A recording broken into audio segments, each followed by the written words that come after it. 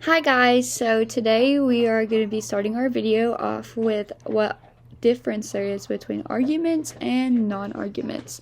So basically an argument is a set of statements that are intended to support another. So basically you'll have a different types of things that are in there. They're called premises and conclusions. So premises are what's supposed to support your conclusion. So that's supposed to be your argument points. So like whenever you're doing a paper and you have to write an argument, you mainly, like in your body paragraphs, you have your points of why this argument is valid or invalid. So your premises are basically those points, and your conclusion is what your argument is all about, what you want to accomplish with this argument. Non-arguments are basically just a statement. They provide only information. They give you no argument, nothing. They have stuff like report and illustrations in them simply because it's just information. There's nothing saying, oh, this is supposed to be this goes with this, so this equals that. It's just, John has blue eyes. That's all the information you get.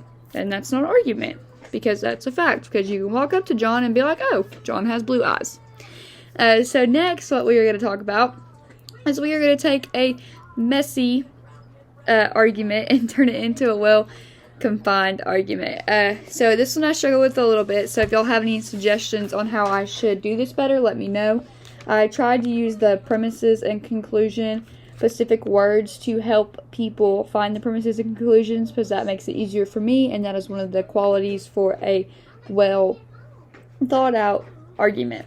So I put Bon Jovi is a fantastic musician, one of the very best. Therefore, musicians are coming up with good ideas. Also, musicians are positive role models. They are excellent leaders, hence excellent leaders should run for president. So in that, my conclusion was excellent leaders should run for president. And my premises were Bon Jovi is a fantastic musician, one of the best. They are positive role models. They're coming up with great ideas every day, and they're excellent leaders. So basically the argument is trying to tell you that musicians should become president. Sorry, I was trying to say excellent leaders again. But I hope that clarified that argument a little bit. It did for me, because I had to figure out the conclusion at first, because there was no premises or conclusion specific words in this argument. So I tried to dumb it down myself and write it into a diagram to help me out. And so if that's how it helps you out, that is one of the main points I think was really great about the chapter that we read, simply because it just puts you into like, find these words, do this, and do that. And I think going into the diagram part really helped me to understand that diagrams are just sitting there helping you figuring out what you're talking about. So for part 3, I'm going to be showing you guys my diagram that I made with my argument. So my diagram, first let me tell you my argument, sorry. For our premise 1, if I do 50 push-ups every day, my pecs should be ripped by Christmas. This is the wrong one. I'm so sorry. But that is still the first premise. The second one is I've been doing 50 push-ups every day. The third one is so I should be ripped by Christmas.